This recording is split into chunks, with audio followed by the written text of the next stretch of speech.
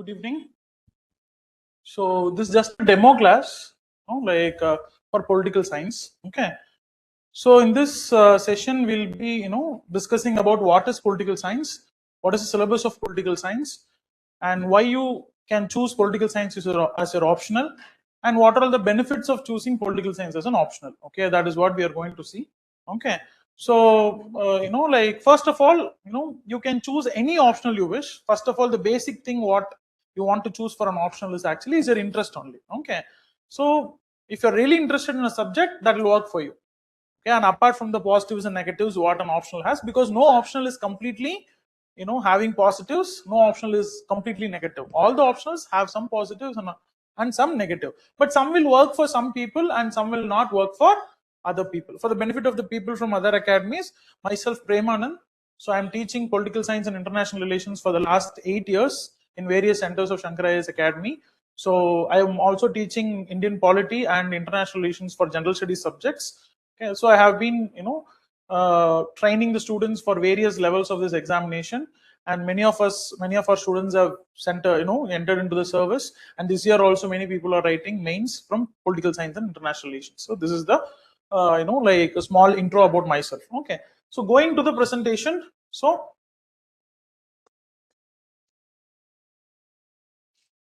yeah, so what, why, and how is political science. First, what exactly political science as an optional talk about? Okay, so if you see political science, it is 4 components. There's political science and international relations. There's 2 components. Okay, so political science and IR part is in the fourth part of your syllabus. Okay, so that is you will be getting around 125 marks from international relations in the paper 2, and remaining like 250 marks from first paper, and first part of second paper fully revolves around political science. Okay, so what is political science all about? See, political science is about study of state.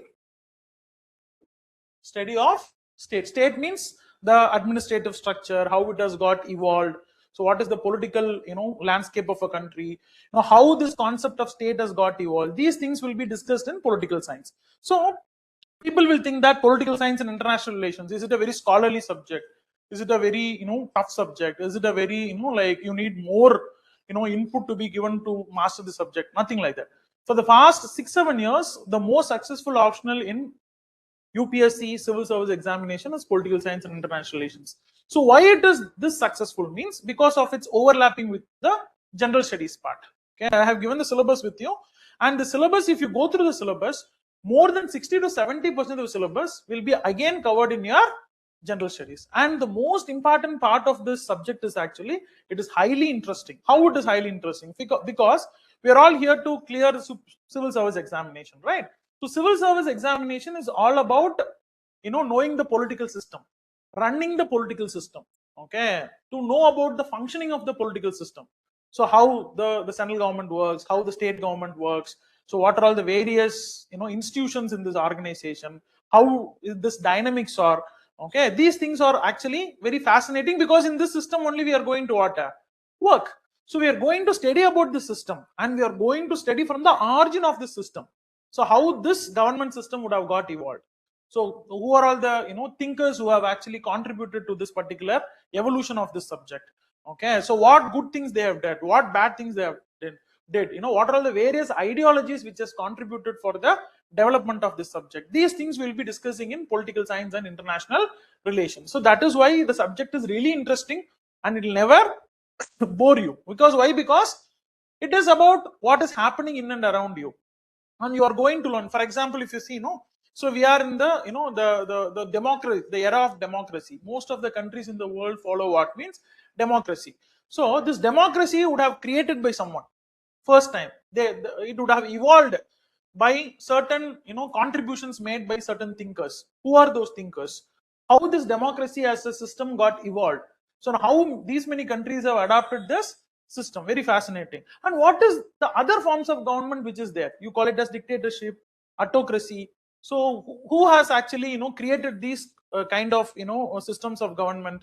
So what is fascism? These are all very fascinating things to know about, and which is very contemporary also. See, even today, when you want to scold someone, you can use the word, you are a fascist, you are a narcissist. So these are all a political ideology. Okay, and to appreciate someone, you are saying that he is a very big democrat here, which means that he respects the thought process of others. Are you able to understand now? So if you use the word you are a fascist, you are a narcissist, you are scolding him. You are telling him that you are not at all a democratic person. By using the word he is a democrat, he knows to understand the people's thought process, means you are, you're telling something positive about him. So political things are, involved in our, day-to-day life. Okay, so to know about that political thing is very, very fascinating. This is about the subject. So I don't want to go deep into the subject because it is what it's a demo class only. So we are going to study about evolution of state, how the state has got evolved, how it is functioning now, and who are all the people contributed to it. That is the first part of your political science. In second part of paper 1, we'll study the entire polity what we are discussing in what in our general studies. If you see the second page of your syllabus, okay, so you can see entirely what we are going to study in what our Indian polity plus little bit Indian history, that is modern Indian history. Completely, the complete 125 marks in paper 1 will be overlapping with your general studies. Even in the first part, if you see, means in the first part of paper 1, you can see in the last part, you can see that political thinkers part, Indian political thinkers part. These are all actually will be overlapping with your, ethics. Ethics, a subject is there in general studies, it will be overlapping. And apart from that, about democracy, rights, equality, these concepts are used throughout your UPSC preparation things. So it will be very much overlapping and it will be really interesting also. So very simple thing here. See, UPSC is a very vast syllabus, has a very vast syllabus if you put together all the general studies and optionals put together. So how are we going to crack this exam? With smart work. That is what it is. So before this new syllabus of 4 general studies paper and 1 essay paper was introduced in 2013, the syllabus for UPSC mains exam was totally different. You had only 2 general studies paper and 2 optional subjects will be there. That point of time, political science was considered as one of the toughest papers. Why? Because overlapping with the general studies were not at all there. Now, after 2013 onwards, when the 4 general studies paper were introduced and 1 essay paper, the relevance of political science as an optional was very high. Why? Because most of the syllabus is what? Overlapping. So when you study something in political science, it helps you in political science and also in what? General studies. Okay. So another optional subject person writing an ethics answer will be totally different from a political science person writing an ethics answer, because he'll study about Plato here, he'll study about Aristotle here, he'll study about Ambedkar here, he'll study about Gandhi here, and all these people you will be writing there also. Okay, understanding, no? And a person, writing answer for a GS paper 2 in your general studies will be totally different from other optional person to PSIR, because PSIR it's entirely overlapping and you are going to study polity in little bit in-depth manner than another candidate studies. So that is why for the last 6-7 years or more than 10 years, this optional is, fantastically, scoring paper, and it is very interesting paper. Okay, that is the most important thing. So as I've already said, why to choose this optional, that is PSIR. So maximum, syllabus will be overlapping with your general studies. Okay, so and it will be helpful in writing essay. Okay, what is this essay? You will be generally having 2 essays. Okay, mostly the essays will be abstract. Abstract means they'll give some quotations, they'll give some, sayings of an author, and they want you to interpret it and you want to write an essay. So before 2 years there was an essay asked. So history is all about class struggle. This is the quotation given. This is the quotation given by Karl Marx. So who can write a better essay for this particular Karl Marx quotation than a political science, optional student? Okay. So there was a, quotation asked. You cannot step in the same river twice. This is a quotation asked. You want to write an essay for it. So which is nothing but it talks about time. Okay, when the water, when you cannot step in the same river twice, it says, which is nothing but, once you step in into a river for the first time, and after a few seconds again if you step in, it is a new river, because the old river goes away, it runs. Okay, so these kind of abstract things will be asked. So these abstract things will be better understood when you are reading about philosophical thinkers, political thinkers. Okay, so Gandhi has given a lot of contributions. With Gandhi itself you can write many essays. Okay, understand? All these things we will be studying in political science. That's why most of the political science students will be scoring very high marks in essay also. Okay, then helpful in interview. This is one of the most important thing.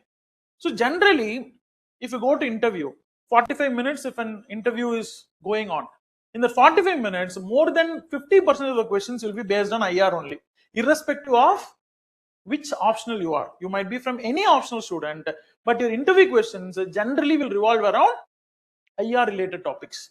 Okay, you might be from mathematics optional, you might be from mechanical engineering, you might be from other humanities subjects. None, it is not a matter at all. Generally, why more emphasis is given on international relations? After 1990s in India, okay, whatever is happening throughout the world, it has a huge impact on Indian economy and Indian politics. So because we are in a globalized era, okay, we are in an era of globalization, which means that something is happening between Russia and Ukraine. It has an impact here. So how many of you know that before Russia and Ukraine war started, India is importing sunflower oil from Ukraine? Suddenly at that point of time when Ukraine-Russia war started, oil scarcity, cooking oil scarcity was there in India. Oil prices were rising. Even I was not knowing actually that sunflower oil we are importing from what? Ukraine, because Ukraine will be it's a country in Europe. We may not have good relationship with them, but more than 40% of India's like sunflower oils are imported from what? Ukraine. So something which is happening around the world will have a huge impact. So now petroleum prices are increasing because of Iran and Israel US war. Understanding? No, so whatever might be your optional, your questions, the questions asked in your interview will be more than 50%. It will be from IR only. So a political science students viewpoint about IR will be totally different from other students. Okay, so some students may say IR is coming in the syllabus, whether we need to be keep on updating things. No, not required. So whatever you do for other general studies subjects, generally what you will do daily, you will go through what? Newspapers, any monthly compilations you will go through for current affairs, right? That is more than sufficient. Understanding? No, you don't want to refer anything extra and all. Some people will be telling you are a political science optional student, you want to get lot of papers, international papers you want to study. Nothing is required. Okay, understanding? No, so political science answer writing is only very important. So how to write an answer? You don't want to refer many journals and everything and all. Whatever you do for general studies, for IR, same thing is sufficient. But while writing answers, you want to quote some people. That we will give in what means notes itself. Okay, so you don't want to worry about it. So an IR student, that is political science student, will have a very good knowledge about IR that will tremendously help you in what means interview preparation. Okay, and in interview also, when you give a very good, stable, balanced answer for an IR related topic or a question asked to you, it gives you maximum marks. That is one of the most important thing. And apart from that, the questions asked from Indian political scenario. Okay, for example, generally if a Tamil guy goes to an interview, they'll ask about anti-Hindi agitation. They'll ask you about why Tamil people do not study Hindi. These questions they'll ask you. These kind of very sensitive topics also, when you read political science, you will know the nuances how to give a balanced answer. Understanding? No, because while telling answer, plain you are giving an answer means that is different. But you are quoting someone and telling means it will be different. You are referring someone and telling means it is what? Different. So that answer has more authenticity. That answer has more what? Relevance. The interviewer may be very much satisfied. Are you able to understand? No, this is not my opinion, sir. Gandhi has said that. This is not my opinion, sir. Ambedkar even said this. Something like that. So telling that becomes more authentic. So which will increase your interview marks. So like this, in various aspects in interview also, this subject helps you. Okay. Then dynamic paper. What is the meaning of dynamic? Dynamic in the sense, there is a proper blend of static and dynamic. Okay. See, first of all, you should understand one thing. UPSC itself is a dynamic exam only. Okay, because even in prelims, more than 30% to 40% of the questions are asked from what only? Current affairs only. If you want to write a good answer for any paper, it might be GS1, GS2, GS3, ethics, or whatever it is, you need to have a proper understanding of the current affairs. Understanding? No? So here, how it is dynamic? Okay, means very simple. The last part of your syllabus, that is paper 2, part B, is little dynamic. Why? Because it revolves around IR. Understanding? No? Apart from that, rest of the 3 parts, it is more or less static only. Okay, whatever we do for general studies, the same amount of work is more than sufficient. So being dynamic, what is so important? Okay, that will help you in your general studies also again. So even if you choose political science as an optional or not, you want to study IR for your GS paper 2, you want to update current affairs for other subjects, for internal security, for society, for governance, for all these things you want to update. So what we are telling is that when you are updating for other subjects, when that updation is just confined to that subject, what mark you will get it. But if that updation you are going to use in your optional also, you will get extra marks. So it is like throwing one stone and getting 2 mangoes. Understanding? No. So instead of throwing 1 stone and getting 1 mangoes, that is GS, you're throwing 1 stone and getting what? 2 mangoes. That is, you are scoring in both GS and optional, which is win-win situation for both optional and general studies. Okay.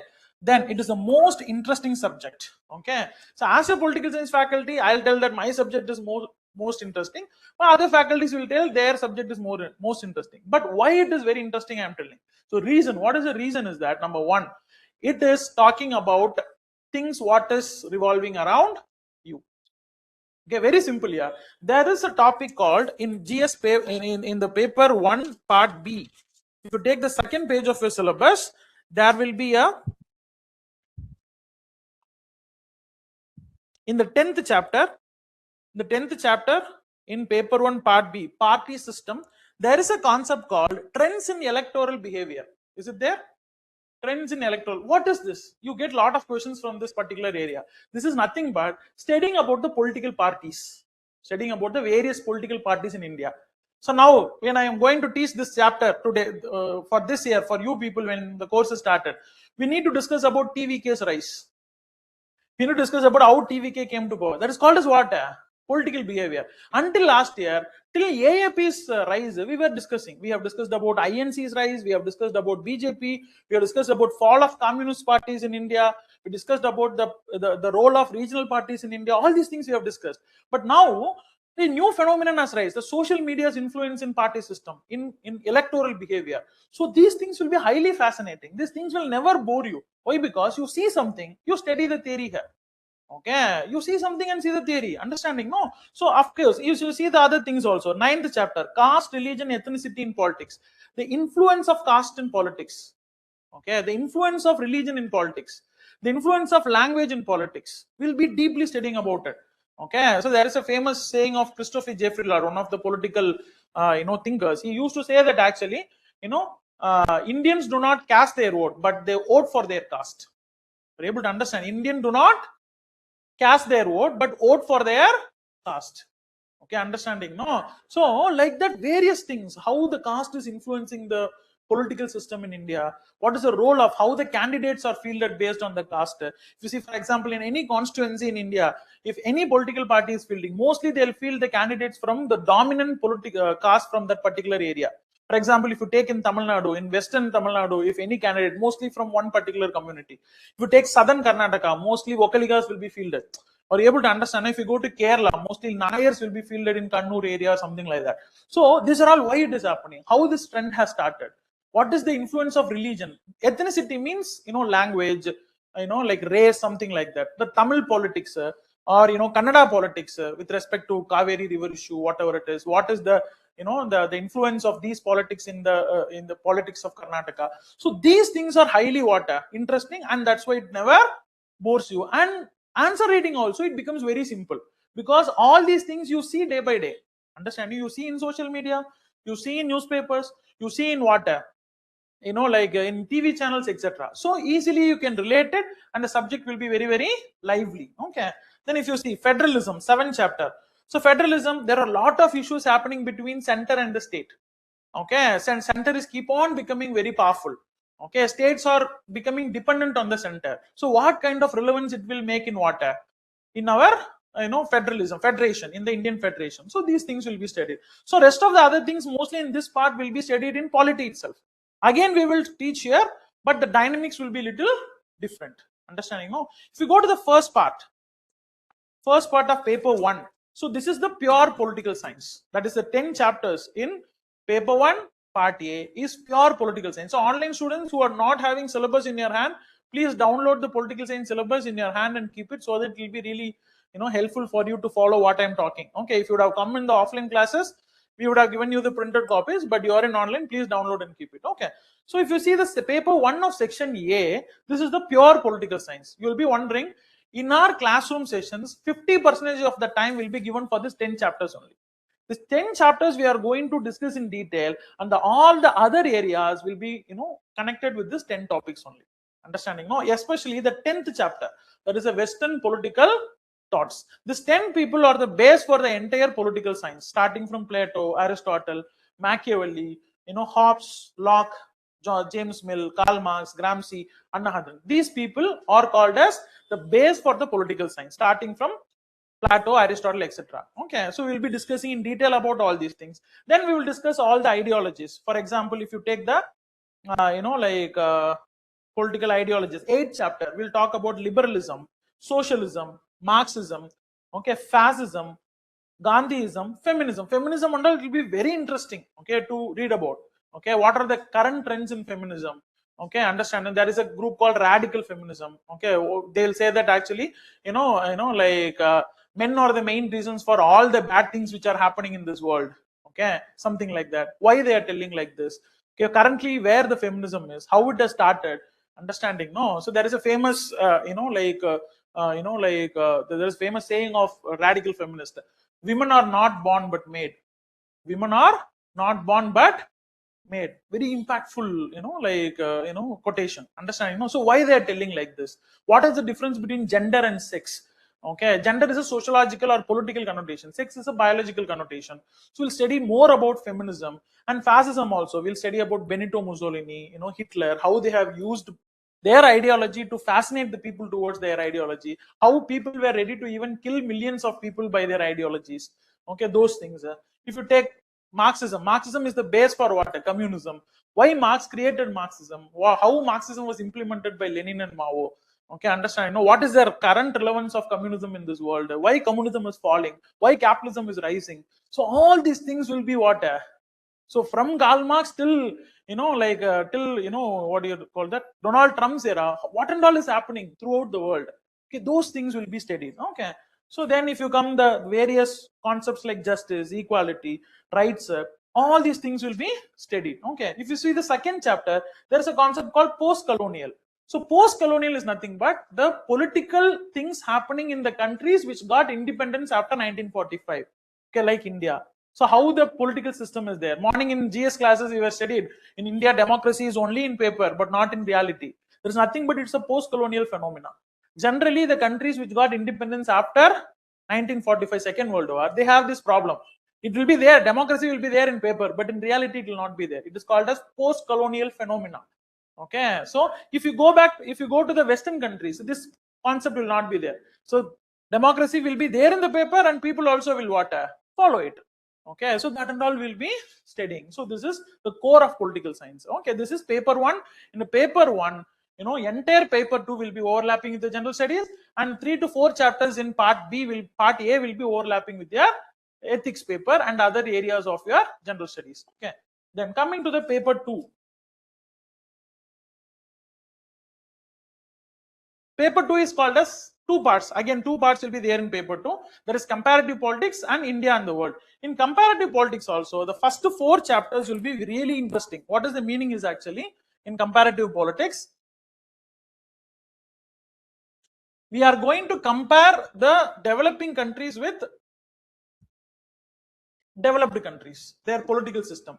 So, see for example, comparative politics. We are going to compare the developing countries' political system with developed countries. So, how the political parties function in developed countries, how they function in developing countries, how the pressure groups functioning in developed countries. Pressure group means they'll pressurize the government in doing something. Okay, so how they function in the developed countries. These comparisons will be made. That is called as comparative politics. For that, various approaches are there. Very good example. There is a concept called catch all parties in party system. Catch all parties.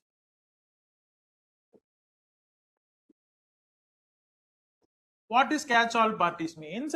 Generally in developing countries, this catch all parties problem will be there. What does it mean? Parties will not have ideologies. Their only goal will be to come to power.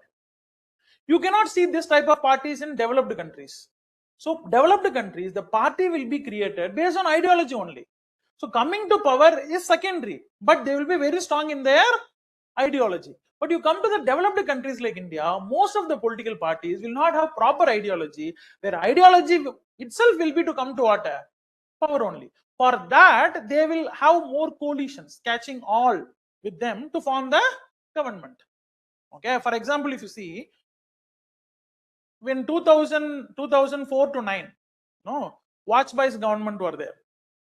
Vajpayee's government, that is nothing but actually it's a BJP dominated government, it's a coalition government. BJP is Hindutva politics. Understanding? No. If you come to DMK, DMK is an atheist party. Communist is also an atheist party. But DMK supported BJP's government. But ideologically, DMK should not support because DMK is totally opposite to religious politics. But to have power, to enjoy power, they were supporting what? BJP, which is nothing but a catch-all party. But in Western countries, okay, this thing will not happen. They will not come out of their ideology just to form the government. This is the comparison between what? Developed countries and developing countries with respect to political parties. So we are going to compare each and everything, how the social movements happen in developing country, how the political parties function in developing country, how the pressure groups function in developed country, and we are going to compare it with the other side. That's called as comparative politics. That is the first 4 chapters of your paper 2 part A. Okay, then from 5th chapter onwards, it is the theory of international relations. What is the theory of international relations? In international relations, there are certain theory. For example, realism, idealism. Very simply to say, what is realism? Realism means you take a decision based on the situation. You take a decision based on a situation. What is idealism? You already will have one principle. You will use that principle in all the situations. In international relations, there is no space for what? Idealism. There is a space only for realism. The main reason why Jawaharlal Nehru's most of the IR policies were failure means because he was an idealist. Might be he believed that China will not attack India. He believed that Mao is one of the greatest friends and he will never attack India. But Mao attacked India. Understanding? No? Clear. He believed that United Nations will help India to take Pakistan occupied Kashmir towards India. But UN never helped. Idealism. But his daughter is a realist. She never believed in idealism. Okay. She intervened in East Pakistan crisis and created a country called what? Bangladesh. She had a clear view that actually, if both the sides we had Pakistan as an enemy, it will be difficult for us when a war comes. So she separated what? Bangladesh. Realism. Before China taking over Sikkim, India taken over Sikkim. Already in 1962, we lost a war with China. So 1971 to 75, she consolidated what? Sikkim. Realism. Okay. Sri Lanka is becoming close with US. That time India was close with USSR at the time of Cold War. So she supported LTTE to destabilize what? Sri Lankan government. Realism. Difference between realism and idealism. Are you able to understand? Na? So realism, what are all the various aspects of realism, how it works, who are all the thinkers who contributed for realism, so that we will study. So India, one of the most realist scholars is actually Kautilya or Chanakya. Understand? Now in Western world, we talk about Machiavelli. We have studied in, in Western political thoughts. He is the father of realism.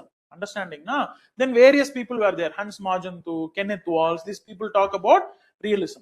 Understanding? Na? Clear? Even today, there is a person called Meerschaum. He's an American political thinker. He is one of the, supporter of realism. He was the one in 1990s itself identified China as the core enemy of US. Now China and US are fighting. So like this, various interesting things. What is happening today? For that, one theory will be there. For that, one starting point will be there. We will trace from there. Okay. Then you will better understand why Trump is behaving like this. Why China is having a fast growth rate. Why India is not able to compete with what? China. These things you will understand better when I start from what? Origin. Are you able to understand? So this is what it is. So then we will be studying about what? So all these things. If you see the 7th chapter in paper 2 part A, it is all world history. It will overlap with your world history in general studies. So it's nothing but what? Rise of superpower, bipolarity, Cold War, non-alignment movement, collapse of Soviet Union. Very interesting things. So why there was a Cold War started? What is the reason for Cold War? Okay, why Soviet Union lost in the Cold War? Why it got disintegrated in 1991? So various things are there. Okay, there is a famous saying: autocratic nations fail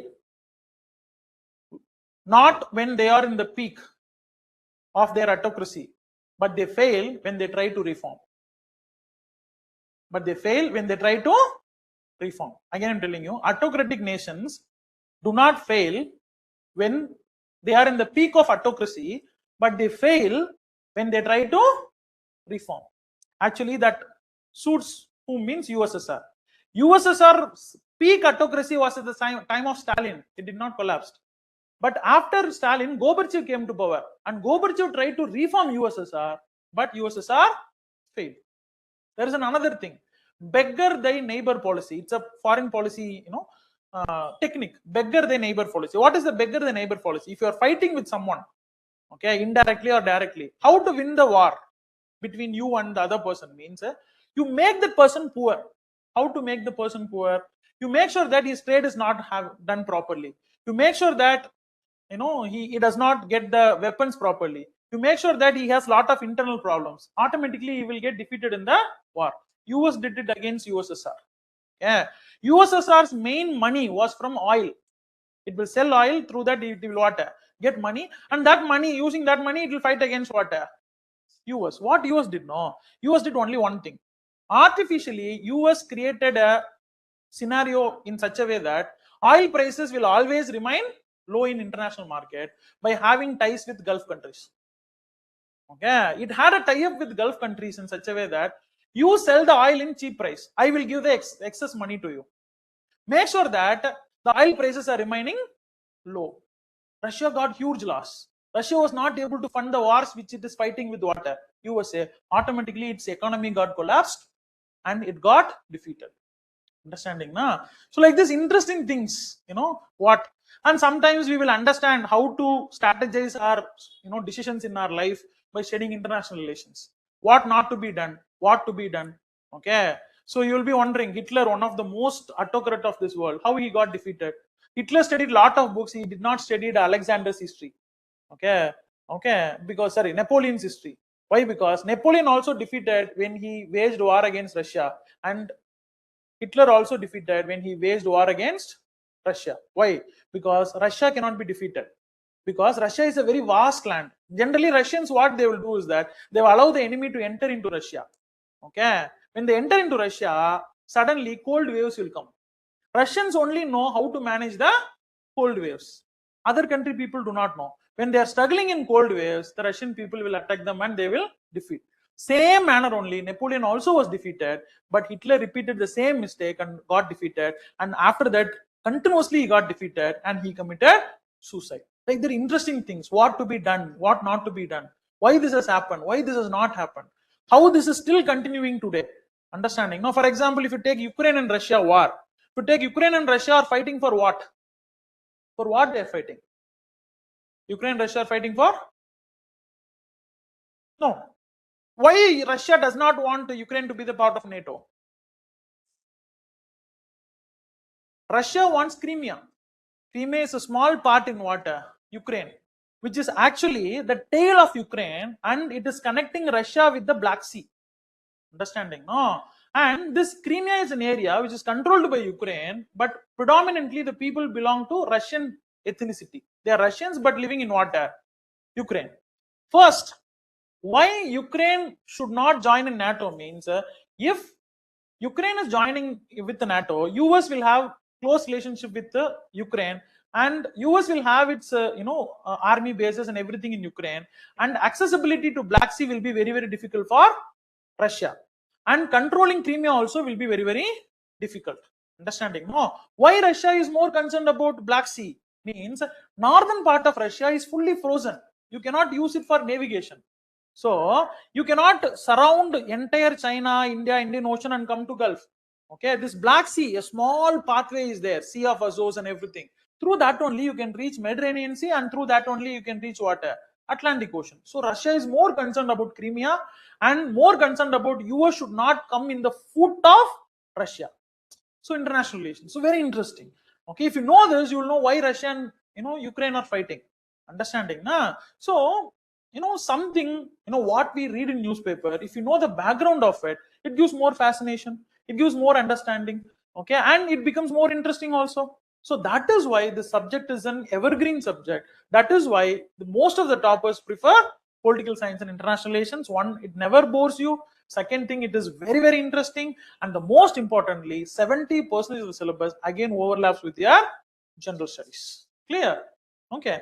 Then the last part, if you go to the last part of your syllabus, that is India and the world, this entire thing again overlaps with your international relations in GS paper 2.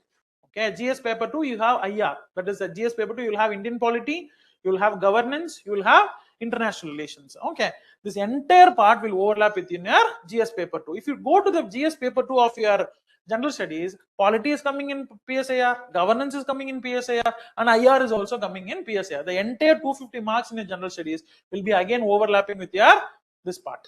Okay, and apart from this, as I've already said, in GS paper 1, you will be having what?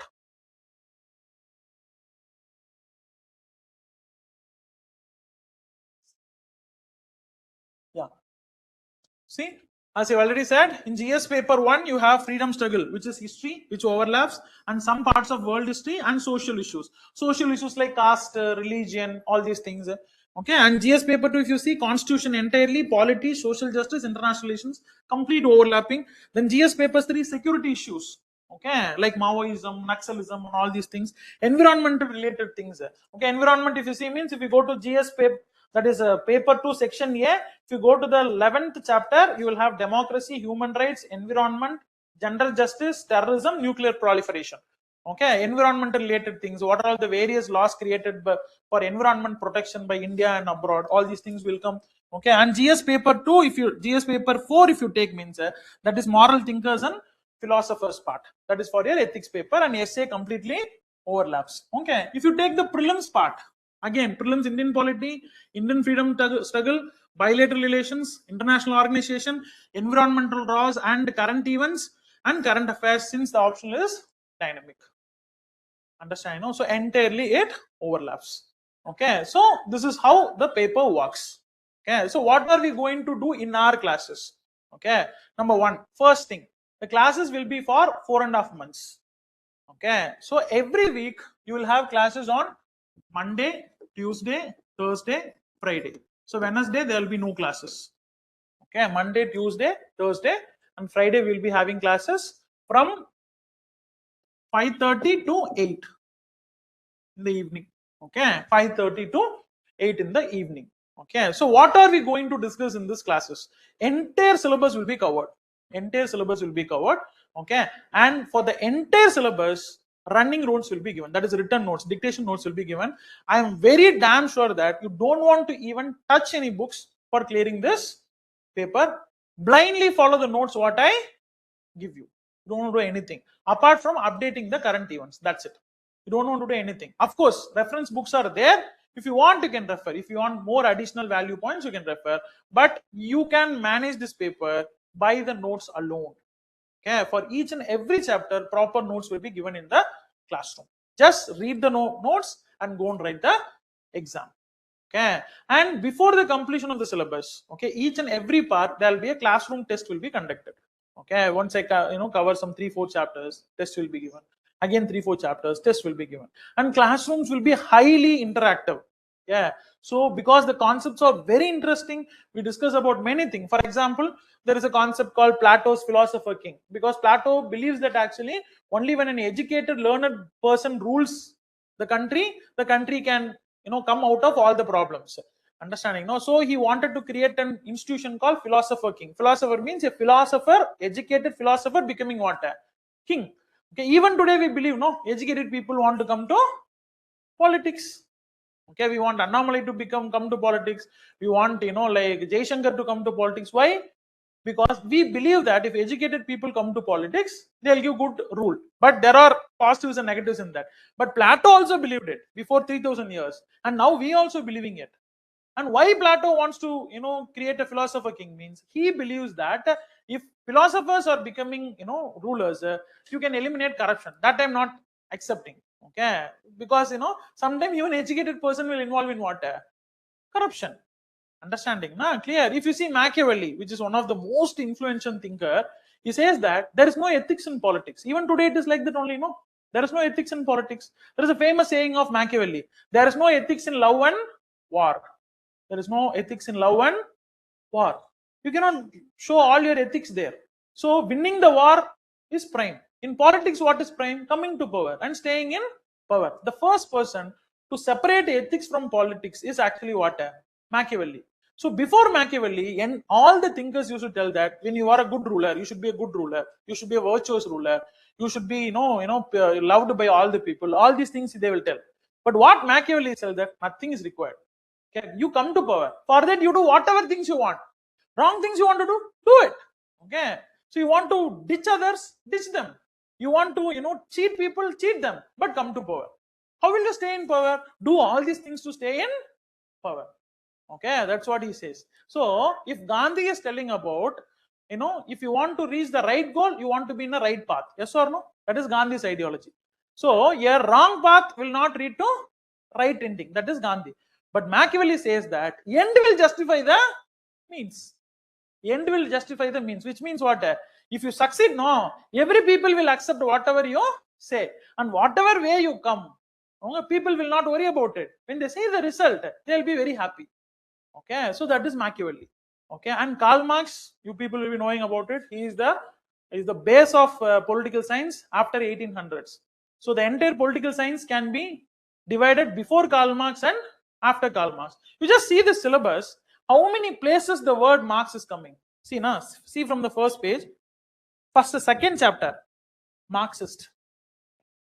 Then, 8th chapter, Marxism, Socialism. Both are related to Marx. Okay. Then, 10th chapter, Marx. Then, first chapter, B section. That is paper 1, section B. Marxist, Socialist. Okay, that is first chapter, second point. Understanding, Marxist, Socialist. That is Indian nationalism in that. Then again come to paper 2. Paper 2, you come to the 5th chapter. Again, Marxist. Okay. So, this Marxism revolves throughout the political science syllabus. So, what Marx has said? So, Marx has given an, ideology which questioned the ideology which was there for more than centuries together. That is liberalism and capitalism was challenged by Marxism. Yeah. So Marx very strongly believes that until private property exists, the society will be divided into haves and have-nots. Haves means people who have money. Have-nots means people who are dependent on the owners of the property, workers. Haves and have-nots.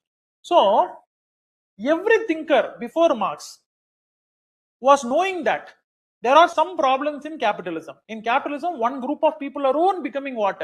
Rich. Majority of the people are remaining poor. They all understood that there are some problems in what? Capitalism. But they were not able to give solution. But they were not able to give what? Solution. Okay, something like identifying the disease but not giving what? Medicine. Marx was the first person to identify the disease and give what? Solution.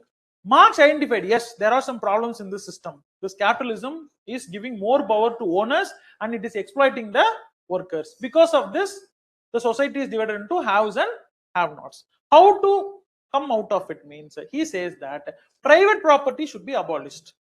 Private property should be abolished. How to abolish private property? A government, see, you will do a revolution. The workers will do a revolution. They will overthrow the capitalist. They will acquire all the private property and they will be kept under common ownership called a government ownership. That is socialist government ownership. And this government will own everything. Private people will not own anything. And this government will divide all these resources equally to everyone. Okay, understanding? Na? So by this, private property will be first abolished and after a few years, everyone will have everything equally. Understand? Now, for this, what Marx says is that this cannot be done through non-violence, satyagraha and all. You want to what? Fight. Fight means not, it's a real fight. The workers has to involve in violence to overthrow the capitalist and establish socialism. And that socialism will lead to communism, where everyone will have everything. There will be no class and there is no need for a government also to govern us. This is called as communism and Marxism. Who implemented Marxism first? It was Lenin. Even today, Lenin's dead body is preserved in Russia. Do you know that? Okay, if you go to Russia, you can see Lenin's dead body even today. They don't want to, bury him because the influence of Lenin and Russia cannot be forgotten. Because before 1917, Russia was ruled by Tsar rulers. They were highly exploitative. Okay, so Lenin organized the people against their rulers, and first time in the world, socialism and Marxism was established in Russia, and they created USSR. That is Soviet Union, you call it as. Okay, so from 1917 to 1991, it was ruled by Soviet Russia, 1991 it has got collapsed. Now it is only Russia. Okay, and Mao implemented it in what? China also. Okay, in India also, Jawaharlal Nehru, Subhash Chandra Bose, all these people are highly influenced by Karl Marx. That's why, when 42nd Amendment Act was done in, like Indian Constitution, Indira Gandhi added the word what? Socialist in the preamble. Okay, so like this, various interlinking things are there. Understanding? No. Then you have what? Indian political thinkers. If you take, you have Ambedkar, you have Gandhi, you have Dharma Shastra, Artha Shastra. So Artha Shastra is nothing but Kautilya's teachings. Okay, Dharma Shastra is nothing but Manu's teachings. Manu's Krimiti, you call it. No, Manu's teachings. Ambedkar's concept of social justice. Gandhi's concept of 7 sins of Gandhi. Okay, something like that. Various things. These things can be used in your ethics papers like anything. Okay, so these are all about the political science as a subject. Okay, so political science, the syllabus may look like vast, but it is not vast because the syllabus is very detailed. Okay, and questions also will be straightforward. If you take the previous year questions, you can very clearly say that the questions are very much straightforward and they are not twisted and all. Even the GS questions will be little tougher than what? Political science questions. Political science questions will be more or less straightforward and it is easily answerable. And you will have lot of content to write. You will not have that paucity of content. Paucity of content means you will not be, in a position to search for the points because you have flooding of points you will have. Okay, you can write very good answers. Understanding? Nah? So these are all about the optionals, as I've already said. So the course will be for 4.5 months. So every week there will be 4 days of classes, 2.5 hours each day. Okay, and test will be conducted and notes, proper notes from first chapter to last chapter will be given to you. Just follow the notes, prepare it and reproduce it in your exam. Understanding? No? Clear? Any doubts in this? So we are planning to start the course in August only. August end will be starting. Okay, and September, October, November, December. Okay, so December end or first week of January it will be completed. Okay, so that you can go for your prelims preparation full swing at that point of time. Clear? Any doubts? Any doubts you have? Online students, if you have any doubts, you can ask me. Online students, I think some people have raised some. 1 minute.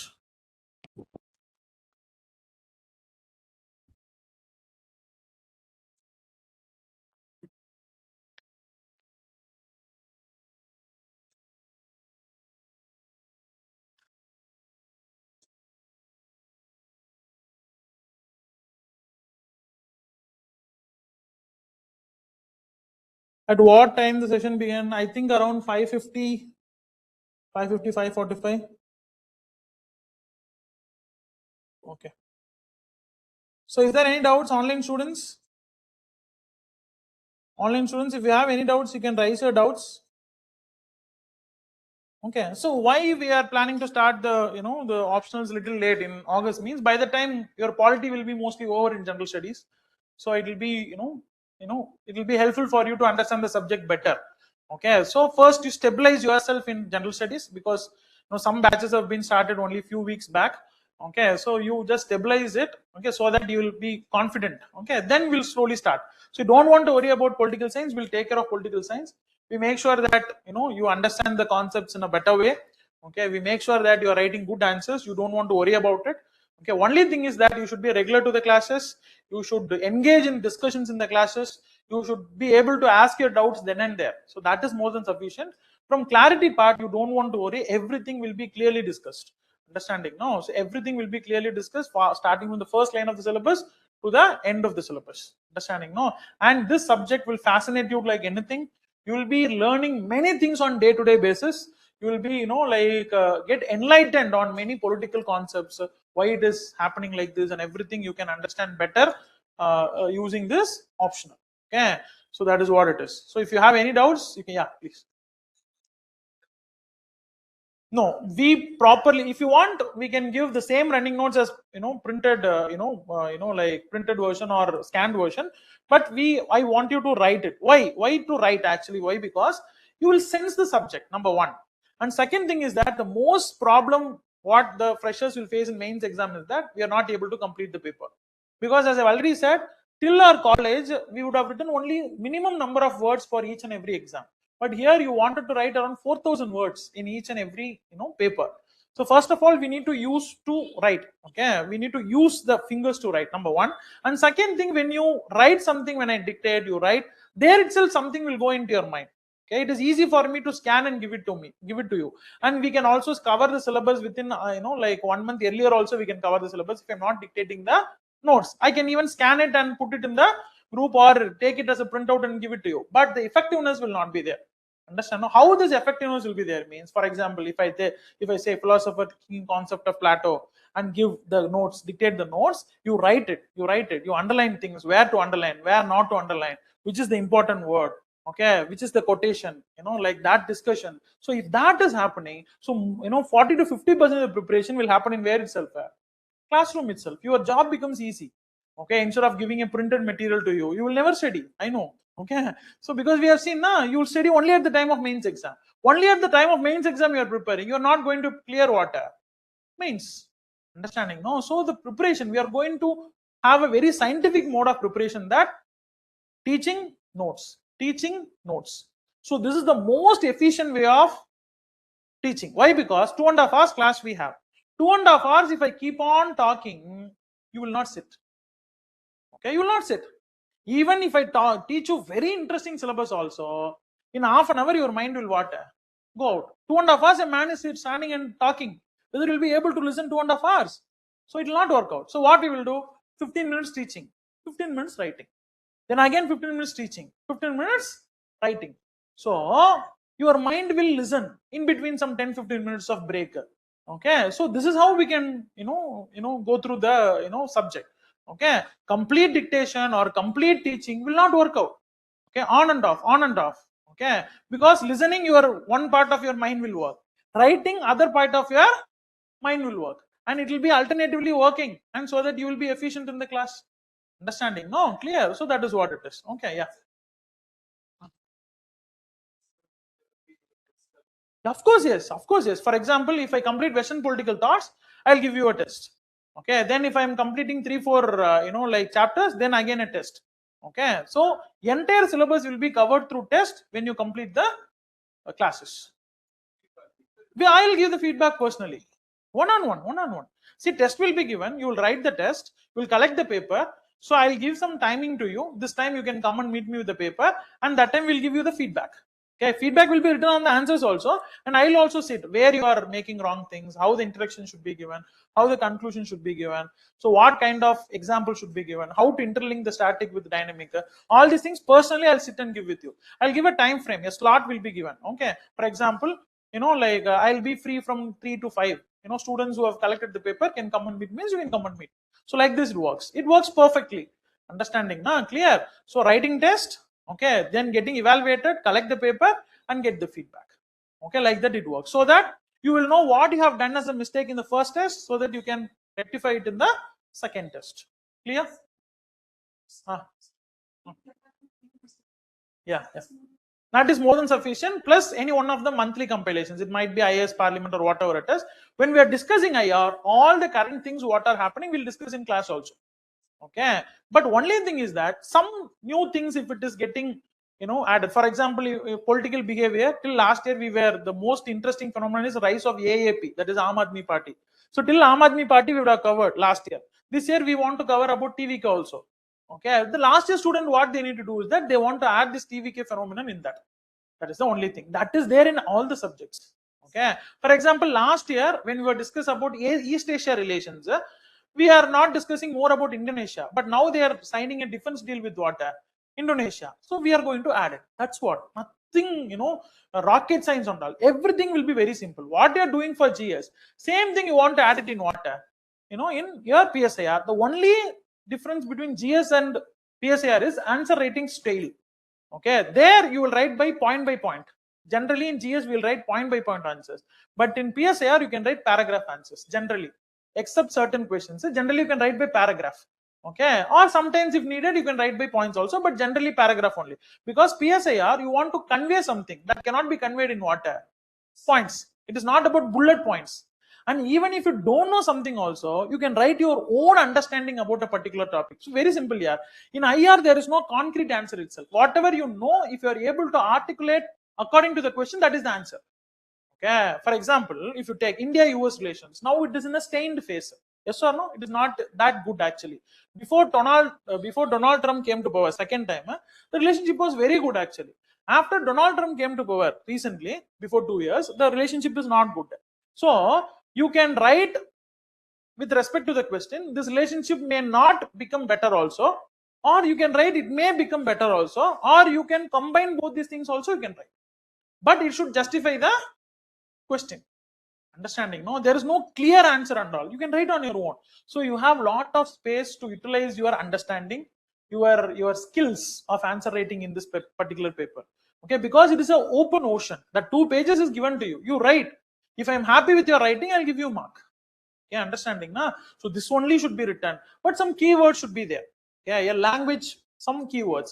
If, for example, if it is if it is a relationship between India and America, you need to discuss certain points. What is certain points? The role of Russia, okay, the role of China, okay, H1B visa issue, okay, diaspora, the importance of diaspora, understanding, no, trade related things, okay, these all should be there. You cannot write an answer between India and America without these points. Understand? Why India-Russia relationship got strained? Because of the relationship with what? Russia. You need to tell that. Okay, understanding? Why India's Russia's trade deals are not doing good? Because we are exporting more to US, they are exporting less to what? India. Trump is not liking it. So India is taking more money from us. They are not giving anything to us. They are thinking. Understanding? No, and US is more concerned about Indian people settling in what? US. These are all common people knows. That is what we are going to write here also. But instead of writing generally, we will say that, see, Raja Mohan says that. There are the authors. We will give you notes. See, Raja Mohan says that India-US relations will be like this in the future. Okay, M.K. Raghavan says that India-China relations or India-China relations will be better than India-US relations in the future. So that names alone will be added here. Okay, that will be given in notes. Okay, you need to just read it and reproduce it. But the answer and content is same only. Okay, these extra things are the commentator's name. Okay, the thinker's name. So political science is subject of names. If you by heart the names, no, the subject is over. The subject is over. If you remember Plato, if Plato's name is coming into your mind, you should know what and all Plato said. Yeah. If Aristotle's name is coming into your mind, what and all Aristotle says. Yeah, that's what. This is what is the concept. Okay. So for that, proper notes will be given. If you revise once or twice, automatically that goes into your mind. Okay. See, I'm not telling it is an easy subject, it's a tough subject. No. But it's an interesting subject. It is a scoring subject. It is a subject which overlaps with 70% with your general studies. It is very, very interesting because it never bores you, because it is dealing with current things, what are happening, okay, in and around you. Okay, so it is one of the best optionals among the optionals according to me. If that you believe in that also, you can choose it as an optional and we can travel together. That's it. Clear? Yes. Any doubts from online? Online students, if you have any doubts? Online students? Any doubts? No? If you have no doubts, we'll wind up the session. We have given the syllabus to you. Go through the syllabus. Okay. So, August 10, we'll start the classes. Okay. Thank you. Thank you all.